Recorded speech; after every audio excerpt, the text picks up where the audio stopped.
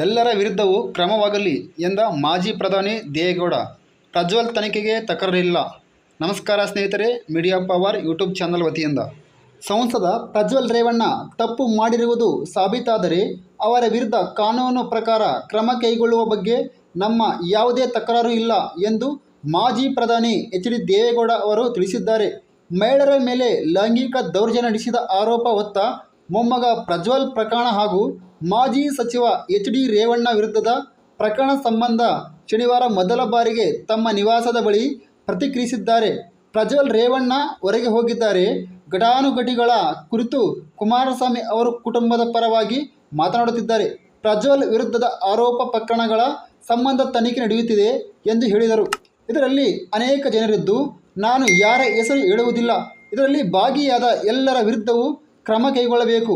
ಅಪಾಯಕ್ಕೆ ಸಿಲುಕಿರುವ ಹೆಣ್ಣು ಮಕ್ಕಳಿಗೆಲ್ಲ ಪರಿಹಾರ ನೀಡಬೇಕು ಎಂಬುದು ಸೇರಿದಂತೆ ಎಲ್ಲ ವಿಚಾರವನ್ನು ಕುಮಾರಸ್ವಾಮಿ ಹೇಳಿದ್ದಾರೆ ಎಂದರು.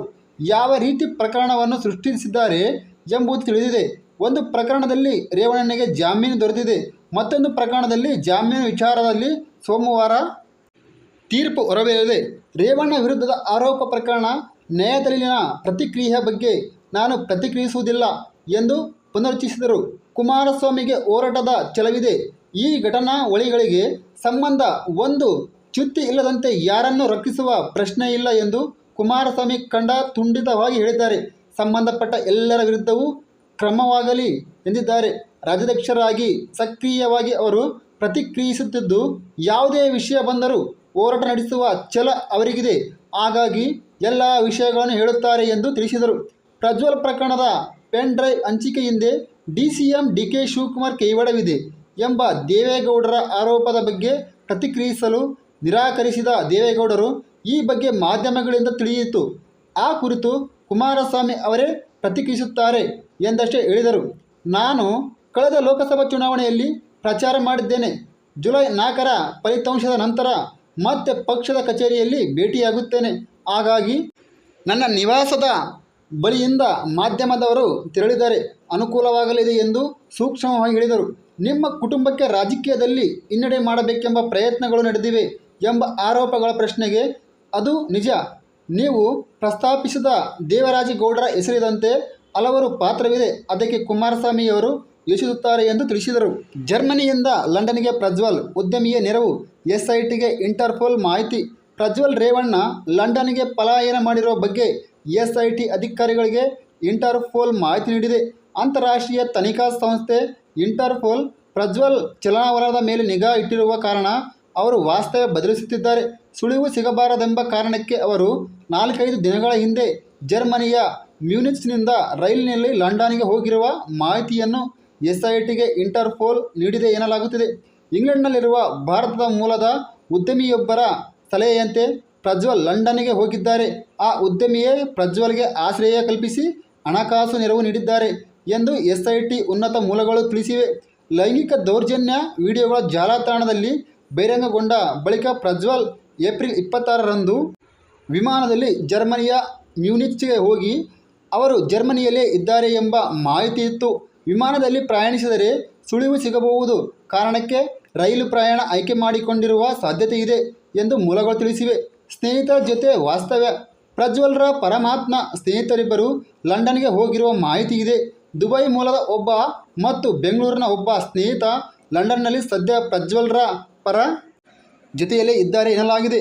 ಉದ್ಯಮಿಯೇ ಈ 3 ಮಂದಿಯ ಖರ್ಚು ವೆಚ್ಚ ನೋಡಿಕೊಳ್ಳುತ್ತಿದ್ದಾರೆ. ಪ್ರಜ್ವಲ್ರ ಮೊಬೈಲ್ ಕರೆಗಳ ಮೇಲೆ ನಿಗಾ ವಹಿಸಲಾಗಿದ್ದು, ಅವರು ಕಳೆದ 10 ದಿನಗಳಿಂದ ಕುಟುಂಬದ ಸದಸ್ಯರನ್ನು ಸಂಪರ್ಕಿಸಿಲ್ಲ ಎಂದು ಎಸ್ಐಟಿ ಅಧಿಕಾರಿಗಳು ತಿಳಿಸಿದ್ದಾರೆ. 2 ಬಾರಿ ಟಿಕೆಟ್ ಬುಕ್. ಜರ್ಮನಿಯ ಮ್ಯೂನಿಚ್ನಿಂದ ಬೆಂಗಳೂರಿಗೆ ಬರಲು 2 ಬಾರಿ ಪ್ರಜ್ವಲ್ ಹೆಸರಿನಲ್ಲಿ 3 ಹಾಗೂ ಮೇ 15ರಂದು ಟಿಕೆಟ್ ಬುಕ್ಕಿಂಗ್ ಆಗಿದ್ದವು. ಈ ಸುಳಿವು ಆಧರಿಸಿ ಎಸ್ಐಟಿ ಅಧಿಕಾರಿಗಳು ಪ್ರಜ್ವಲ್ರ ಬಂಧನಕ್ಕೆ ನಗರದ ಕೆಂಪೇಗೌಡ ವಿಮಾನ ನಿಲ್ದಾಣದಲ್ಲಿ ಕಾದು ಕುಳಿತಿದ್ದರು. ಆದರೆ ಪ್ರಜ್ವಲ್ ಕೊನೆ ಕ್ಷಣದಲ್ಲಿ ಪ್ರಯಾಣ ರದ್ದುಗೊಳಿಸಿ ಅಧಿಕಾರಿಗಳಿಗೆ ಯಾಮಾರಿಸಿದರು. ಪಾಸ್ಪೋರ್ಟ್ ರದ್ದು. ಬೆಂಗಳೂರಿನಿಂದ ಹಣ ರವಾನೆ. ಬಂಧನದ ಭೀತಿಯಿಂದಾಗಿ ರಾಜ್ಯಕ್ಕೆ ಮರಳದೆ ವಿದೇಶದಲ್ಲೇ ಉಳಿದಿರುವ ಪ್ರಜ್ವಲ್ರ ವಿರುದ್ಧ ಮತ್ತಷ್ಟು ಕಠಿಣ ಕಾನೂನು ಕ್ರಮಕ್ಕೆ ಮುಂದಾಗಿರುವ ಎಸ್ಐಟಿ ಅವರ ಬ್ಯಾಂಕ್ ಖಾತೆ ಸ್ಥಗಿತಗೊಳಿಸುವ ಪ್ರಯತ್ನ ಆರಂಭಿಸಿದೆ. ಪ್ರಜ್ವಲ್ರ ಬ್ಯಾಂಕ್ ಖಾತೆಗೆ ಬೆಂಗಳೂರಿನಿಂದ ಲಕ್ಷಾಂತರ ರೂಪಾಯಿ ಹಣ ವರ್ಗಾವಣೆಯಾಗಿದೆ. ಅವರು ವಿದೇಶಕ್ಕೆ ಪರಾರಿಯಾದ ದಿನದಿಂದಲೂ ಹಲವು ಬ್ಯಾಂಕ್ಗಳಿಂದ ಖಾತೆಗೆ ಹಣ ಸಂದಾಯ ಮಾಡಲಾಗಿದೆ. ಹಣ ವರ್ಗಾಯಿಸುವ ವ್ಯಕ್ತಿಗಳ ಮಾಹಿತಿಯನ್ನು ಬ್ಯಾಂಕ್ಗಳಿಂದ ಸಂಗ್ರಹಿಸಲಾಗಿದೆ. ಆದರೆ ತನಿಖೆ ಕಾರಣಕ್ಕೆ ಆ ಮಾಹಿತಿ ಬಹಿರಂಗಪಡಿಸುವುದಿಲ್ಲ ಎಂದು SITಗಳ ಮೂಲಗಳು ಹೇಳಿವೆ.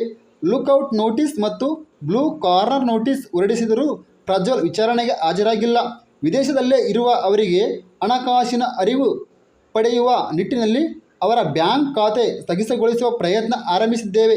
ನ್ಯಾಯಾಲಯದ ಅನುಮತಿ ಪಡೆದು ಬ್ಯಾಂಕ್ ಖಾತೆ ಸ್ಥಗಿತಗೊಳ್ಳಲಾಗುತ್ತದೆ ಎಂದು ಮೂಲಗಳು ತಿಳಿದು ಬಂದಿವೆ. ಅಮಿತ್ ಶಾ ಪಾತ್ರ ಪ್ರಿಯಾಂಕಾ ಆರೋಪ. ಸಂಸದ ಪ್ರಜ್ವಲ್ ರೇವಣ್ಣ ಪೆನ್ ಡ್ರೈವ್ ಬಹಿರಂಗ ಪ್ರಕರಣದಲ್ಲಿ ತಮ್ಮ ಹೆಸರು ಪ್ರಸ್ತಾಪದ ವಿರುದ್ಧ ಗ್ರಾಮೀಣಾಭಿವೃದ್ಧಿ ಸಚಿವ ಪ್ರಿಯಾಂಕ್ ಖರ್ಗೆ ಸಿಡಿಮಿಡಿಗೊಂಡಿದ್ದಾರೆ. ಕೇಂದ್ರ ಗೃಹ ಸಚಿವ ಅಮಿತ್ ಶಾ ಪಾತ್ರವೂ ಇರಬಹುದು ಎಂದಿದ್ದಾರೆ. ನಗರದಲ್ಲಿ ಶನಿವಾರ ಸುದ್ದಿಗಾರರೊಂದಿಗೆ ಮಾತನಾಡಿದ ಅವರು, ಹೊಳೆನರಸೀಪುರ ವಿಧಾನಸಭಾ ಕ್ಷೇತ್ರದಲ್ಲಿ ಬಿಜೆಪಿ ಅಭ್ಯರ್ಥಿಯಾಗಿದ್ದ ದೇವರಾಜೇಗೌಡರ ನೇರವಾಗಿ ಅಮಿತ್ ಶಾ ಜೊತೆ ಸಂಪರ್ಕ ಹೊಂದಿದ್ದು, ಹಾಗಾಗಿ ಪೆನ್ ಡ್ರೈವ್ ಲಿಂಕ್ಗೆ ಅಮಿತ್ ಶಾ ಆಶೀರ್ವಾದ ಇರಬಹುದು ಎಂದರು. ಪ್ರಿಯಾಂಕಾ ಆರೋಪ. ಇನ್ನು 2 ದಿನ SIT ವಶಕ್ಕೆ. ಪೆನ್ ಡ್ರೈವ್ ಹಂಚಿಕೆ ಪ್ರಕರಣಕ್ಕೆ ಸಂಬಂಧಿಸಿದಂತೆ ವಕೀಲ ದೇವರಾಜೇಗೌಡರ ಅವರನ್ನು SIT ಮನವಿ ಮೇಲೆ ಇನ್ನು 2 ದಿನ SIT ವಶಕ್ಕೆ ನೀಡಿ ಹಾಸನ ನಗರದ ನ್ಯಾಯಾಲಯ ಶನಿವಾರ ಆದೇಶಿಸಿದೆ. 30ಕ್ಕೆ ಬೃಹತ್ ಪ್ರತಿಭಟನೆ. ಪ್ರಜ್ವಲ್ ಅವರ ರಾಜತಾಂತ್ರಿಕ ಪಾಸ್ಪೋರ್ಟ್ ರದ್ದು ಮಾಡಿ ಕೂಡಲೇ ಬಂಧಿಸಬೇಕು ಎಂದು ಒತ್ತಾಯಿಸಿ ಮೇ 30ರಂದು ನಗರದಲ್ಲಿ ಸಮಾನ ಮನಸ್ಕರ ಪ್ರತಿಭಟನೆ ಮಾಡಲು ನಿರ್ಧರಿಸಿದ್ದಾರೆ.